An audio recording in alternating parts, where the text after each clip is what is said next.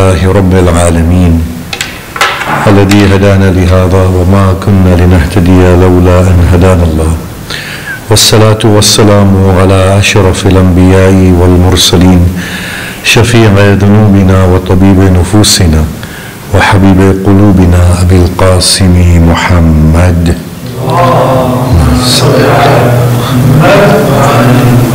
وآله الطيبين الطاهرين المعصومين المظلومين وأصحابه المنتجبين. بسم الله الرحمن الرحيم. رب اشرح لي صدري ويسر لي أمري واحلل عقدة من لساني يفقه قولي. أما بعد، السلام عليكم جميعا ورحمة الله وبركاته. بسم الله الرحمن الرحيم. Going through the normal experiences of life, we begin to realize how important belief in God is and how important a role God plays within our individual human lives when we awaken to God. This life, as Allah describes it, is a struggle. But He also tells us that I have also intended good from it for you. What we find is that at times we need to arrive at an acknowledgement of our inabilities and then to rely upon Allah subhanahu wa ta'ala and the discretion of God. What I'm trying to say here is that at times we need to embrace our destinies that are planned by God. That is not to say that we do not struggle to change our state of affairs. We need to constantly struggle, for in that is entailed our growth, and in that is entailed our achieving of our human purpose. There has to be struggle. What I'm trying to say here is that the suffering that results as a process of struggle, that can be left upon the shoulders of God. We struggle against poverty, against sickness, against loss. That we need to put right, for that is our duty, and that is our struggle, and that is why we are here on the face of this earth. But to suffer as a consequence of not being able to put things right can be left to God. To say that I embrace the destiny that God has decreed for me. And we only have to look at the history of humanity. It's been a story of success. From caves to inhabiting the heavens above, how we have progressed. It's been a success story. Despite calamities, diseases, famines, natural phenomena that have been against the growth of humankind, natural evils, we have survived it all. We have grown through it all as a collective body. But individually, we can also flourish spiritually by leaving the inner worries to God. And that is where faith becomes so helpful, so meaningful. It is a great state of sorrow that people need to be in this dire state of desperation from within, where they feel they have to end their lives prematurely. If God was introduced to them at that meaningful level, they would understand it very differently. They would say, this struggle that I'm going through is a part and parcel of my life on earth, and maybe I've made a pact with God to lead this life. That struggle is an opportunity for me to grow through. But for me to feel so defeated from within, that needn't be there. For me to lose sleep in this worry, anxiety, that needn't be there. That can be given to God. And in there's also a misconception. Sometimes we use the word contentment. Obviously in our religious sort of piety, we use these terms and they all have connotations. But contentment, I feel, is a word that is misused. When a Muslim believing community says we need to be content at the decree of God, what they normally take back is that we need to have an attitude of a defeatist attitude. we can't do anything about it, we'll just accept the decree of God. That's not what contentment means at all. Contentment means to be true to our intellectual want to better the situation, but at the same time embrace the decree of God. That's what contentment means. It's like Hussein ibn Ali Salamullah alayhi on the plains of Karbala on the day of Ashura. He is a contented soul, yet we see him struggling to put the situation right. But at the same time, he is embracing whatever comes to him.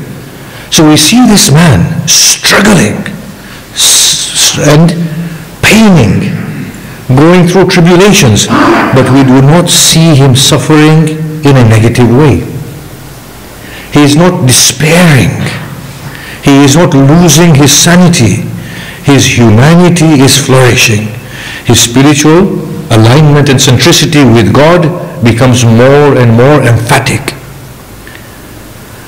So here it is, and I will repeat these sentiments once again. As a faith community, we are indeed bestowed upon by God, favored, that God has introduced himself to us in a very meaningful way. You are here to demonstrate your own godly spirit, to put things right. But at the same time, amidst these difficulties, you should not collapse from within. Internally, you should leave it to me, that I know best what I am doing. You don't have to suffer. You don't have to lose hope. You don't have to lose sleep. You don't have to lose your sanity. If you can understand this, then life becomes a meaningful life. I cannot understand how those women who were with Imam Hussein, how they coped with what transpired on that day. Imam Hussein was at that peak of his spirituality. He was faced with that situation, but what of the women that were with him? Grand masters, saints, people and personalities like Abbas and Akbar. They had their spiritual standing with God. And not only that, they had the spirit of defiance in the face of opposition. But what about the women? How were they able to come through the tribulations? They had this sense of godliness about them. They had this ability to leave it to God. I will defy you till my last breath, but the outcome I leave up to God. And that is where contentment is. That we struggle against a situation, try and rectify it, but at the same time embrace what God desires. So contentment does not mean this attitude of becoming defeatist from within. I'll leave it to God. Or an attitude of complacency. No. Contentment means to be true to our humanity, to try and change things. But at the same time, to rely upon Allah subhanahu wa ta'ala. Now let's point at one or two things here. Death, sickness, poverty, these are those states that can break us fully. But at the same time, if we can align ourselves with God, then these are the very events that can make us into greater human beings. In a hadith, Imam Sadiq Salamullah alayhi says that the Prophet of Islam had many enemies and he was poor. He had very few helpers. Look at what he says next. Yet when a hard-hearted Bedouin would look at him, he would say, by Allah, this cannot be the face of a liar. To show his inner state, that poverty, instead of breaking him, made him. That opposition, instead of crushing him, gave him a loftier standard of existence. If we can just end with this particular note from this khutbah, that it would be so important to share the message of God with each other and to remind each other, because on many occasions we, the community of faithful, we ourselves forget the fundamentals of faith and we look at the peripheral sort of aspects of faith. We should be doing things in this way and doing things in that way. And we often forget to address the inner state of the being that ought to be addressed. The biggest thing, I suppose, we need to remind ourselves is that there is a God. He is looking after us. He is caring. He is loving. He knows what He is doing. Our job is to rely on Him and to accept His discretion. بسم الله الرحمن الرحيم والعصر إن الإنسان لفي خسر إلا الذين آمنوا وعملوا الصالحات وتواصوا بالحق وتواصوا بالصبر.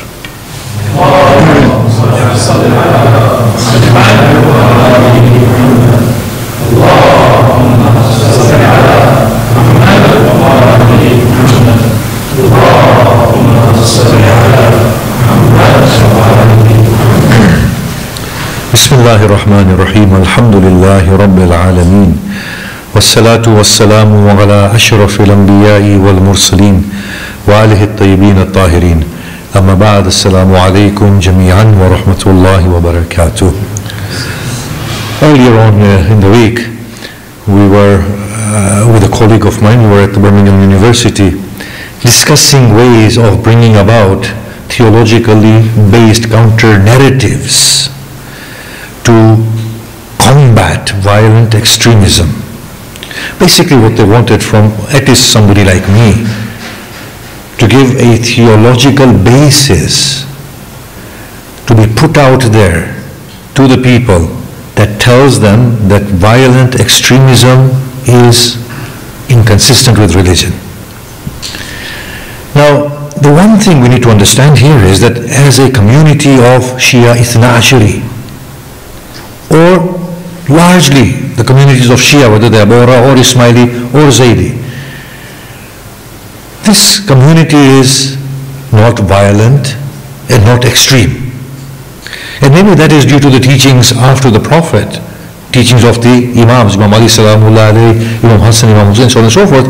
They were very merciful figures, a lot of clemency, a lot of love, gentleness, a lot of spirituality. We might say that we are not directly involved in this. But the first thing we need to understand is that we need to stop thinking that way. We start to think ourselves as a part of 1.7 billion people. That we are an ummah. This ummah has different expressions. And the expression that has kept us moderate is an expression that needs to be put out. So whatever it is that makes the one who believes in Ali ibn Abi Talib Salamullah alayhi a very moderate person internally, a person who is gentle, forgiving, merciful, abhorred to violence and extremism, what are those things? Those elements need to be shared. It's all very well. We can bring about verses that one who gives life to a soul is X, Y, and Z, or contextualization of the Quran, so on and so forth. But the people who are preaching on the other side are very effective. They're able to take certain verses of the Quran out of its context and drive people to all sorts of crimes. Now I know, people often talk and they say, well, religion is not the problem is poverty. Societal considerations, factors, other elements. I would say yes, Nazism propelled people into extremism, so did communism, so did fascism, but the fact is today Islam is doing the same. There is a weakness in human beings and some form of justification is always needed. It's either in the form of an ideology or in the form of a religion. We can't deny that. There is this frailty within us, but at least within this community something has worked to keep them moderate. In this we have a lot we can contribute to the wider Muslim community. We need to start thinking of ourselves not as an Islam brand in its own self that is somehow dissected and cut away from the Islamic body in total. And we can say, well, we are safe, we have nothing to do with this extremism. No, we need to think of ourselves as Islam proper, as Ummah proper, as an expression of the teachings of Islam that has worked, at least in this respect. And then we need to share that.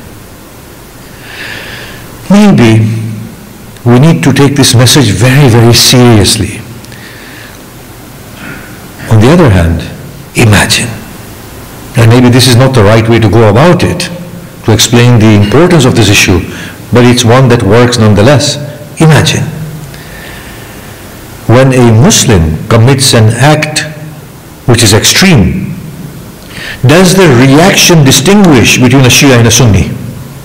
The Islamophobia that results, it doesn't, does it?